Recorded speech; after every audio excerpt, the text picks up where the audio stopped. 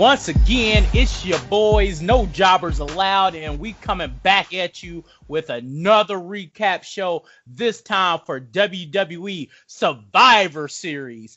And like always, I'm your boy Big Ish, and with me like always is... Man, it is your guy, Erwin, and we got a packed show that was Survivor Series tonight. And I think I'm just going to roll right into the first match, was the kickoff show, if that's cool with you. You know that's cool with me, bro. All right, let's do it, man. So the first match we had, which was on the kickoff show, was the Raw versus SmackDown 5-on-5 tag team traditional elimination match.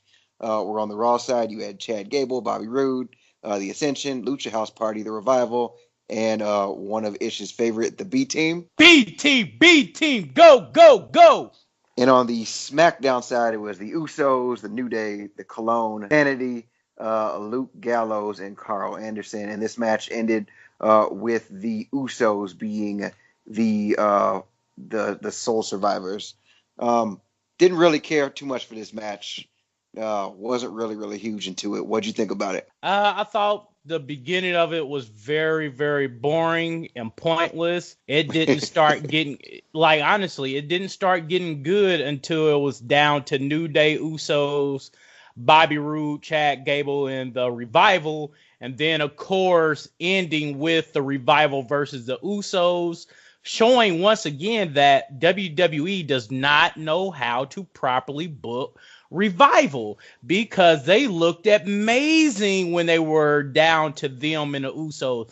They gave Usos a hell of a match at the end of there, but of course the Usos was going to pull out because that's the bigger draw. So I thought once they got down to the last two tag teams for each side, that's when the match was actually good. Everything before that was just kind of, filler for fans to finally fill in and sit down, but everything after that, the two teams was pretty good. So that's how I felt about that. And of course, WWE doesn't even mention that match after it was over. No, not at all. And they built it up. I mean, they didn't really build it up, but they had so many segments about it on Raw and SmackDown, filling out the teams. I was just actually very shocked that they didn't even make mention of it, or not much mention of it. Not even much.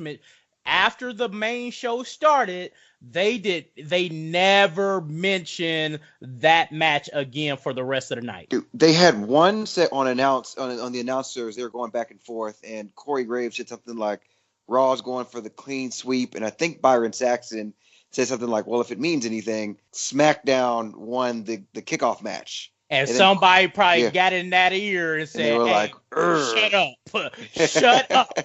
Byron, shut up for you're fired.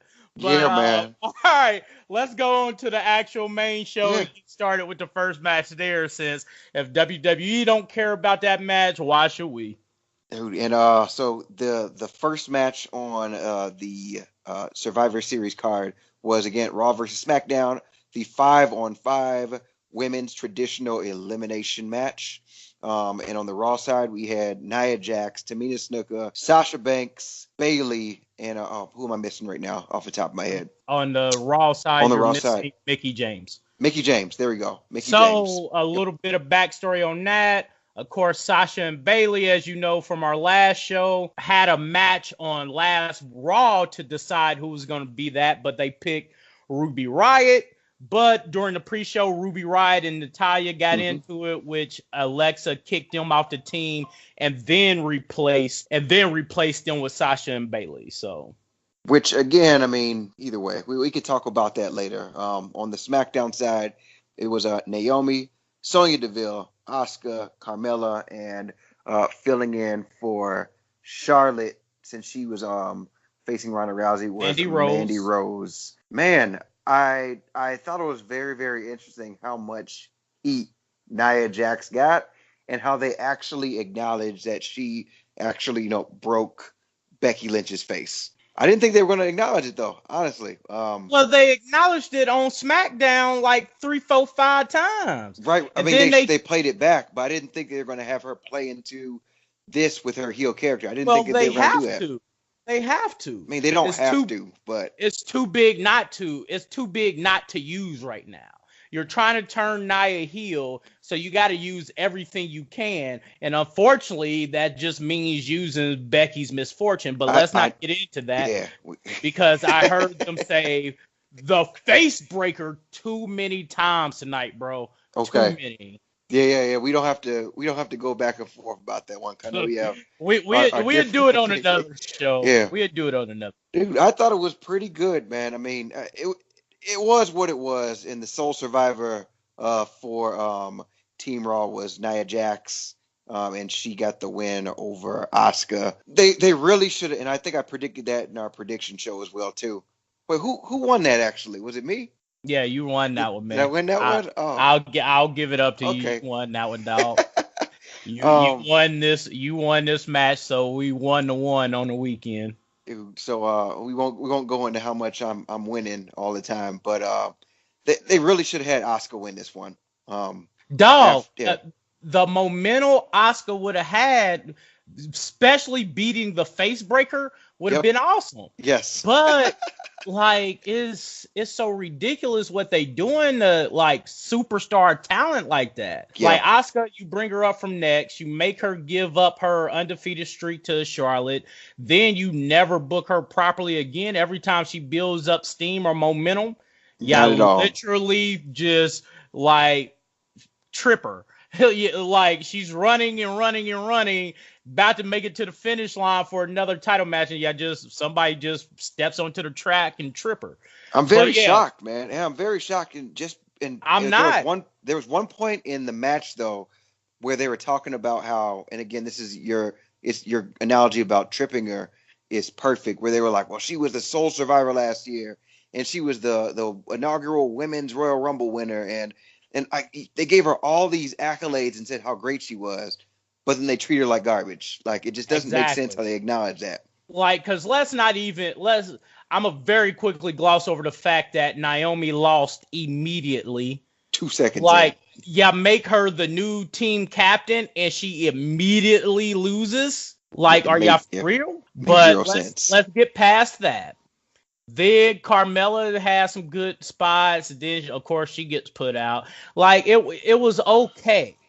And once again, I was glad Tamina got put out immediately too. So Yeah. now I don't know if you bias me towards her or what, but now I don't like Tamina. Dude, Tamina's garbage, man. Tamina's trash. Like she should not be on the main roster. Trash. Like I'm But gonna stand by that. but Yeah. like we said, Nia beat Asuka to win that match, so that Yeah. starts the actual main show, and Raw gets the first win of the night. And what comes up next? Dude, the next was it was Raw versus SmackDown again.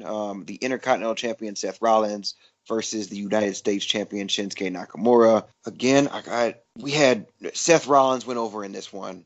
It didn't play out the way I expected it, No and RP. yeah, I just don't understand why. The same thing with that you said along the lines with Asuka, where this man had so much momentum coming up from NXT and doing all this great stuff, and it's just like the wrestling was good. The ending of the match is not what I wanted. I I was don't know. kind I of don't know what else bored. to say. I was kind of Yeah, bored. This was one of honestly, the matches that I was more on my phone than really looking at it. I It think didn't. boring. Boring is a good way to put it. Yeah, You could it say was. that.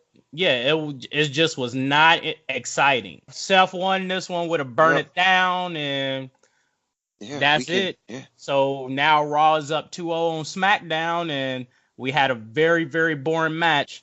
So what's up next?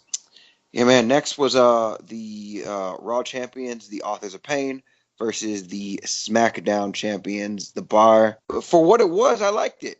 This is Yeah, gonna sound kind of weird. I liked it. this was the first match of the main show that I was pretty excited. They had Yeah, some good back and forth action. AOP and the Bar match up physically really, really well. I agree. And they did a lot of good work together. It didn't turn out the way I thought it was, but the fact that they had Drew Maverick piss on himself was hilarious. Yeah, that ending, it was very sports entertainment. At first, I was like, "What? This doesn't make any sense." But then it gave the Authors of Pain the chance to take advantage of the distraction and hit I don't know what the move is called, but it's like a double team power bomb. Yeah, I mean he kind of power bombs, right? Like he does the sit out thing, and You know what? It looks similar to a 3D. Similar, yeah, not the same as a 3D, but looks similar. I liked it though. I liked this match a Yep. lot, and It was pretty interesting and fun. It was definitely fun to watch. it was more fun than I thought it was gonna be. Honestly, I'm cool with it. You got anything else on this one? It was a very good match. I liked Cool. it. All right, so next on the card we had the WWE Cruiserweight title match where we had Mustafa Ali versus Buddy Murphy, and this was a pretty. I'm not a huge watcher of 205 Live. I've been watching a Best couple match of of the the night. episodes, but this one was really, really good. Like Best match of the night. it was high flying. It kind of I wish it felt more important to me personally, and maybe it would feel more important to somebody who, again, I'm going to admit it, I don't regularly watch 205 Live. I'll catch up on, what's going down. Maybe I should start. Maybe this is You a should good, start. I yeah. mean, if you like these type of matches, then watch 205 Live because they are only an hour show, so they give you about 3 of these matches every week. It 3 was matches good. like this every week. 205 Live had the best match tonight on the card. It was good. And I'm not going to say the best to me. It was really, really good up until this point. I really like Becky and Ronda, but Charlotte and Ronda. I'm sorry. Oh I'm sorry. yeah, okay, yeah. Charlotte and We'll Ronda. get there. We'll get Yeah, there. we'll get there. But this one, you're right. You're yeah. actually right. So I will actually take that back and say second best match of the card. Yeah. And one of the people I follow on Twitter, Rushina B, she actually put it perfectly. She said Survivor Series did not deserve this match. No, This not at match all. should have been on War Games. And then War Games would have been the best pay-per-view of the year with this match added. It was really, really good. And so this is coming from, again, I'll say it for like the 5th time. I don't watch 205 Live, but I was very invested in this match. I was following it. They had a good recap of their feud that's going back and forth. They made me buy into Mustafa actually being able to win. And they just did good face versus heel work, high-flying offense from Mustafa, and then very good, a very ground-based, I can say, cruiserweight and Buddy Murphy, but he can also high fly, and it was really, it was really amazing. Good, man. It was amazing. There's only 2 matches on here that I'm going to say that for, and this is the first one of them. Yeah, so I mean, it's good. Listeners, go watch it, man. And I guess I'll start watching 205 Live every week. You should. Yeah. All right. So moving on from that great match, we had again the Raw versus SmackDown, the 5-on-5 men's traditional match. Where on the Raw side you had Braun Strowman, Dolph Ziggler, Drew McIntyre, Finn Balor, Bobby Lashley, and on the SmackDown side you had the Commissioner and the best in the world, Shane McMahon, Jeff Hardy, The Miz, Samoa Joe, Rey Mysterio, and Miz was the captain for this team. And I was really kind of confused by the way they booked this one. I mean, they had is Joe injured because they had him go That's out the same super thing quick? I was thinking. It was the same with Naomi. Like, Mm-hmm. why are you having talent like this job immediately? Yeah. Like, what's going on? Like, is Naomi hurt? Is Samoa Joe hurt? Which I can actually believe Samoa Joe may be hurt. Yeah, Samoa Joe always seems like he's hurt. And plus, he didn't even do no real work in the ring at the time. Nothing. He just tried to put Drew in the Coquita clutch twice before getting hit with the Claymore kick and getting put out. So I think he might be hurt. But once again, this match started slow to me because of that. It was really, really boring at first. And then just so the listeners know, Team Raw pulled this one out where they had Braun Strowman, Bobby Lashley, and Drew McIntyre as the sole survivors on the Raw team. I kind of want to hit the end of this match because I kind of felt like do that. I really felt like they were going to have Shane do some stupid stuff and win this match. I swear I was hot. You seen me tweet. Yeah. I was going to be hot if they had Shane McMahon beat Bobby Lashley, Drew McIntyre, and Braun Strowman all by himself. Bro, I would have been so hot. Yeah, I really was scared at first, but I'm not a huge fan of Shane McMahon being in these situations where they can actually put a talent that's going to work full time in this spot. Like they could have had, the Miz could have been the last one eliminated, and it would have made more sense to me. It was what it was. I didn't hate it. I didn't like it. It was boring in the beginning. It was just ho hum to me, kind of like you. I was on my phone. I was doing other things while it was going on. What was your overall opinion of this match, Big Ish? I give it about a C. I Yeah. mean, it was pretty good towards the end. Like once Brian got rolling, cause I was afraid they was gonna take Brian out like they did at Crown Jewel, because immediately Shane started messing them up and did a high elbow drop onto Brian on the announcers table, Mm-hmm. and I thought that was gonna be it for Brian, but luckily they brought him back. Once it was down to 3, had Brian finish everyone else out. I thought that was pretty good. And then Baron Corbin attacks Brian because of now that Survivor Series Yeah. over, Brian gets to have his way with Baron Corbin, so he gets to him first, which then it makes it seem like Bobby Lashley and Drew are going to be put together by Baron Corbin. So I'm expecting something with that going forward in the Yep. next couple of weeks. And that's the one thing that I liked about this is it forwarded on a storyline. And the fact that, we kind of have an idea or something to look forward to on Monday, like, oh man, what's Braun going to do to get back at Baron, and how's he going to, team up with our team, Bobby Lashley and Drew McIntyre?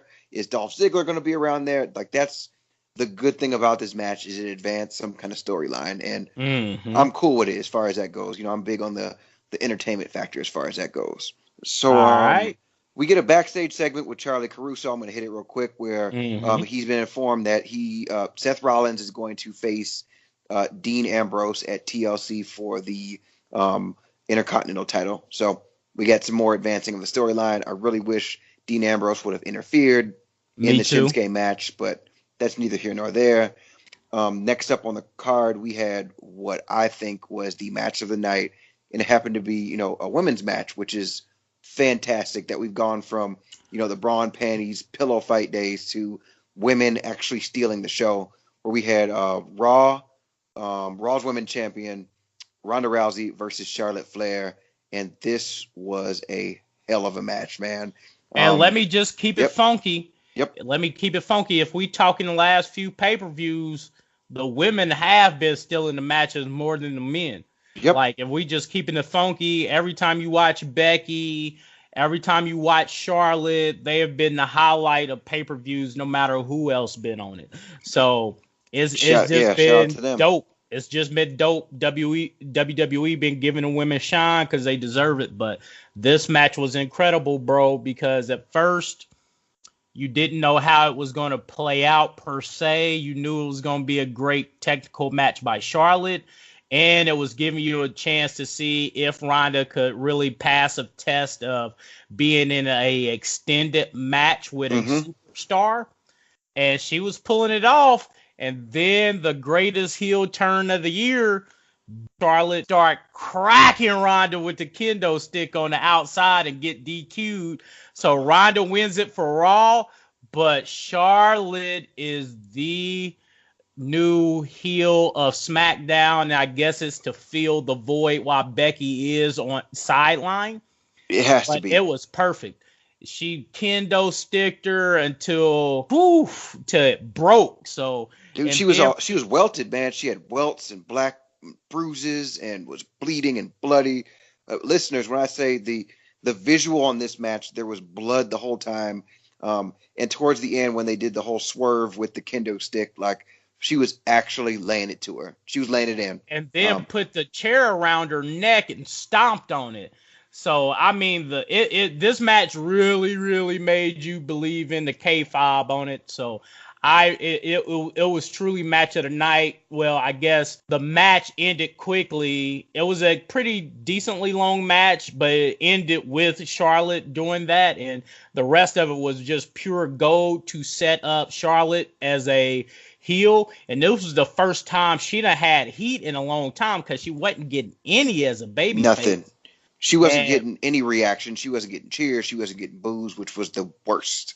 And now she actually getting cheers a la like they did Becky. So I think going forward, you will see that with Charlotte, and they play more into that coming forward into this Tuesday SmackDown. But what else you got about that, bro?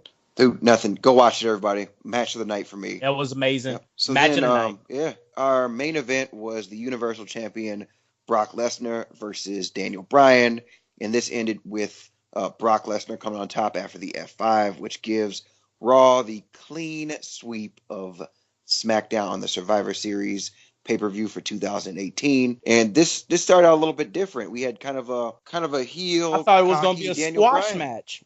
I thought it was going to be a squash match. That's the way they set it up. So listeners, they had Brock Lesnar for about the first 5 to 10 minutes just absolutely ragdoll Daniel It was Bryan. longer than that. It was a long time. Good 10 to 15 of him just demolishing Daniel Bryan.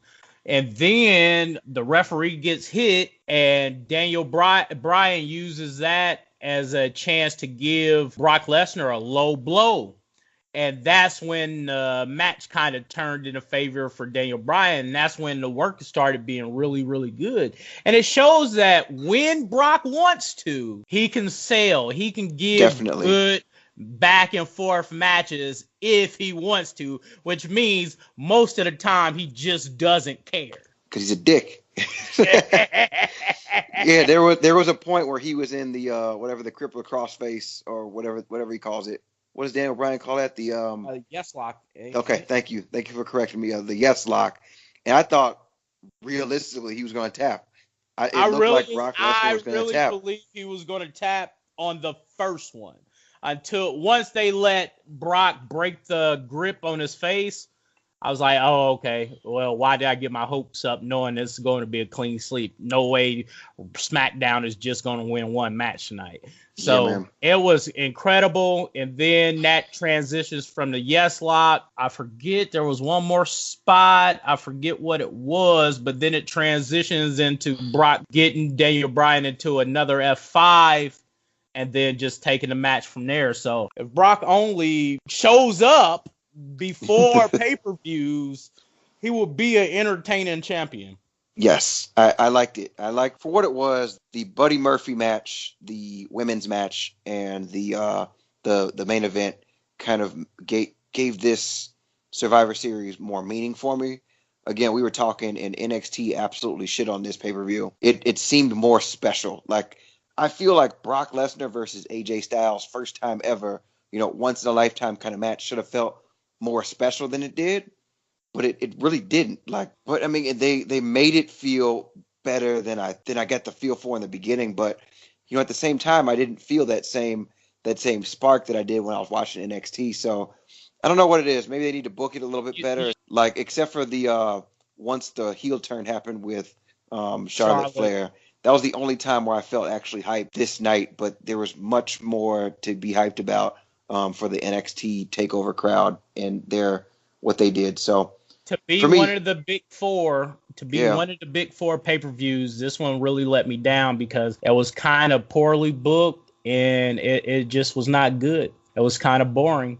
I give it a C overall. Wasn't good. Wasn't bad. I say a C minus because without the Cruiserweight Championship, Charlotte and Ronda and Brock and DB, you would be looking at a F show, right? Truth. Well, I'm glad they could pull it out for it, and it wasn't a total failure. But WWE step it up for a Royal Rumble, man. I'm hoping for high energy, something to feel special. Well, but the next one is TLC. I always skip over those ones in the middle, man. As far as feeling special, I love TLC because TLC should be just pure entertainment. It should be because it's gimmicks. It's a whole gimmick pay-per-view. That's why I love TLC. It's a gimmick pay-per-view. I love gimmicks. Table ladders and chairs. I get super excited personally for the big four at this point. The other ones are kind of like iffy for me. I mean, I'm gonna watch TLC. I'm gonna love it, but those big four need to be special because those are the ones we're gonna remember for a lifetime. Well, they failed on this one. They did, ma'am. And I guess, that's it for me, Big Ish. You got anything else for listeners? Nah, I'm good, bro. I'm good, too. That's a C minus show for me. But they had 3 very good ups, and the rest were downers pretty much. That'll end it for us, listeners. And as always, it's your boy, Big Ish, and with me like always is. Man, it is your guy, Erwin, and we out of here. We out. Listen to this music.